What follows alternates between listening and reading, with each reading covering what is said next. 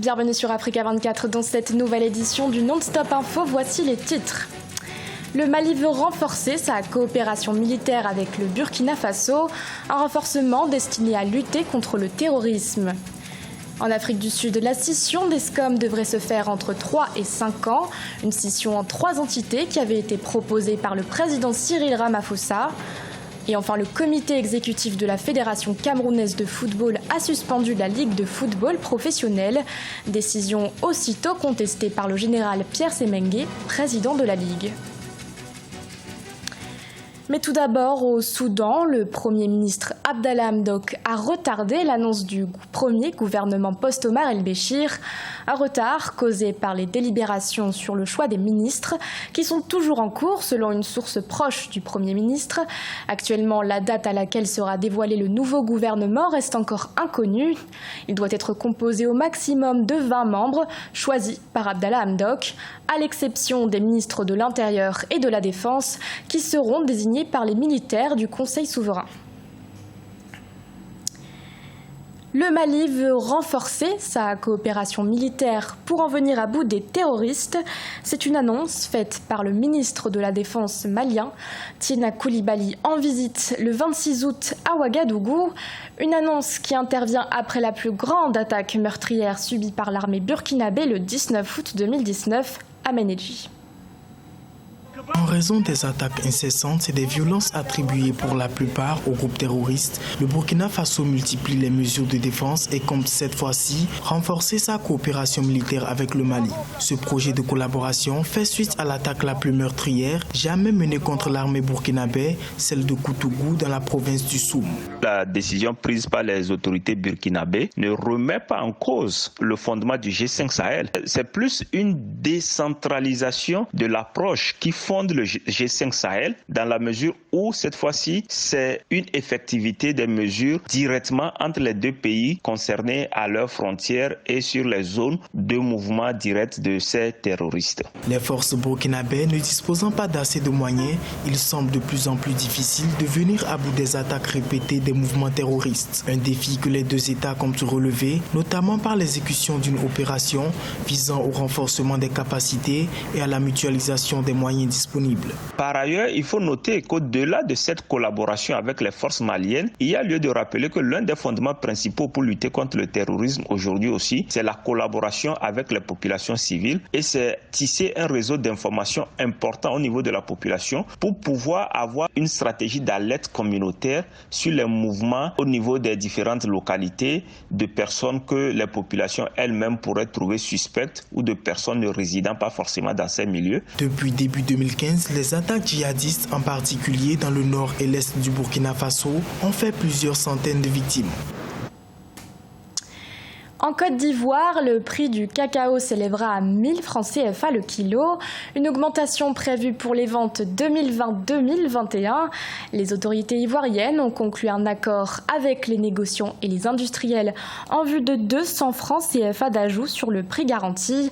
Lors d'une interview à la télévision nationale le 7 août dernier, le président Alassane Ouattara avait déjà laissé entendre une augmentation du prix du cacao effective dès le 1er octobre 2019. Les précisions de Philomène Tine. La Côte d'Ivoire, premier pays producteur mondial de cacao, a signé un accord avec les négociants et les industriels en vue d'ajouter 200 francs sur le prix garanti du cacao. Le prix devrait passer à environ 1000 francs le kilogramme pour les ventes de la campagne 2020-2021. C'est une très bonne nouvelle pour le producteur dans la mesure où ce prix n'était pas attendu du producteur. En tout état de cause, nous voulons bien que ce prix soit maintenu durant toute la campagne et va être amélioré pour les campagnes à venir. Un mois après avoir suspendu d'un commun accord la vente de leur production de cacao, la Côte d'Ivoire et le Ghana se sont accordés sur un prix plancher garanti de $2600, soit 1,5 million de francs CFA la tonne, avec un différentiel de substance assistance de $400 aux planteurs au courant de ce mois de juillet 2019. La décision prise par les deux pays vise essentiellement à fournir aux producteurs un prix rémunérateur afin de leur permettre d'avoir des revenus décents. Ce taux de croissance permettra aux producteurs d'avoir un accès plus facile aux services sociaux de base. Également, notons que ce bon-là pourra permettre aux producteurs de renforcer sa capacité de production et donc booster les activités des coopératives. Bien que les récoltes aient atteint plus de 2 millions de tonnes en 2018, les conditions de vie des producteurs ivoiriens ne se sont guère améliorées. En outre, le patrimoine national de la Côte d'Ivoire a connu une diminution alarmante des forêts qui n'occupent plus que 3 millions d'hectares contre 12 millions dans les années 60. 3 à 5 ans, c'est le nombre d'années estimé nécessaire pour parvenir à une scission d'Escom, une scission en 3 entités qui avait été proposée par le président Cyril Ramaphosa. Avec cette réforme, le chef de l'État sud-africain espère faire face aux graves difficultés financières que connaît la société, des difficultés qui constituent une menace pour la stabilité économique du pays. Zahra Mohamed-Moutiou. Une période allant de 3 à 5 ans est nécessaire pour aboutir à la scission d'Escom. Au bord de l'endettement, le mastodonte sud-africain de l'électricité est au centre d'un large projet de restructuration et de privatisation. Nous devions trouver une solution car Escom est un risque. Nous avons mis toutes nos sources d'énergie dans un même panier et cela ne devrait pas être le cas. C'est la raison pour laquelle nous avons mis sur pied un nouveau business model pour Escom. Un modèle qui nous permet de minimiser les risques. La division devrait se faire en 3 entités distinctes. C'est ce que prévoit le nouveau plan de sauvetage de l'entreprise. Mais les activités de production et de distribution qui vont être détachées resteront néanmoins dans le giron d'Escom.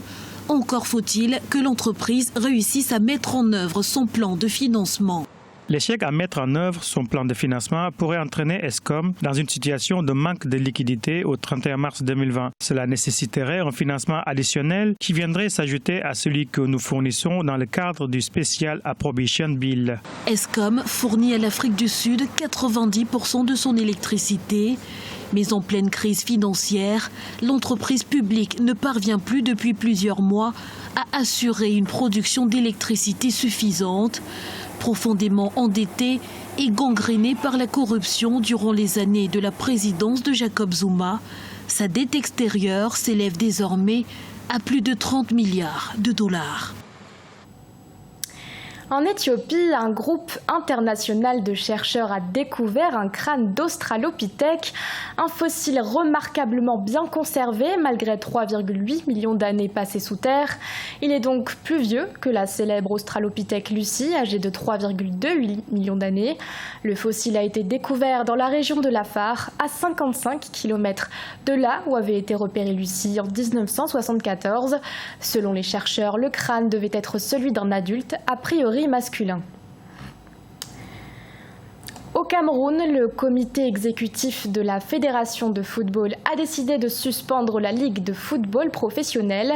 Cette suspension vise à sanctionner une violation grave et réitérée de ses obligations selon le communiqué. Une décision vivement contestée par le général Pierre Semengue, président de la Ligue en conflit avec la Fédération. Viviane Baoken. Le bureau du comité exécutif de la Fédération camerounaise de football a décidé par voie de communiqué la suspension avec effet immédiat de la Ligue de football professionnel du Cameroun. Dans ses motifs, l'instance fédérale invoque une violation grave et réitérée des obligations de la Ligue en charge des championnats nationaux de football. Des accusations que la Ligue rejette en bloc. Les 2 entités vont forcément trouver une solution avec ce qui est arrivé pour repartir sur une nouvelle base en termes de collaboration. Le niveau de pourrissement des relations entre la FECAFOOT et la Ligue de football professionnel était déplorable et critique. Et dans ces situations-là, parfois, il faut un clash pour remettre tout en ordre. Les textes de l'Assemblée générale de la FECAFOOT du 26 juillet 2019 portant modification des statuts de la Ligue de football professionnel sont à l'origine du conflit entre les deux instances. Le deuxième cas ici, c'est beaucoup plus la convention qui avait été signée entre la Ligue, entre la FECAFOOT et la Ligue professionnelle. Il faut s'asseoir pour la revoir et dès qu'elle sera revue, automatiquement il y aura une incidence dans les textes et après l'incidence dans les textes, ce qui est évident, il faut une assemblée générale, n'est-ce pas, au niveau de la Ligue professionnelle de football et c'est cette assemblée générale qui prendra des décisions en bonne et due forme sur les amendements à faire dans les textes. Maintenant, sur comment est-ce que la Ligue professionnelle va se gérer. Le 3 septembre 2019, une nouvelle réunion du comité exécutif de la Fédération camerounaise de football se tiendra avec comme unique ordre du jour l'examen de la situation de la Ligue de football professionnel. Réunion à l'issue de laquelle le sort définitif de la Ligue de football professionnel du Cameroun sera connu. Ce journal a été réalisé par l'ensemble de la rédaction. Merci de votre fidélité. L'actualité continue sur Africa 24.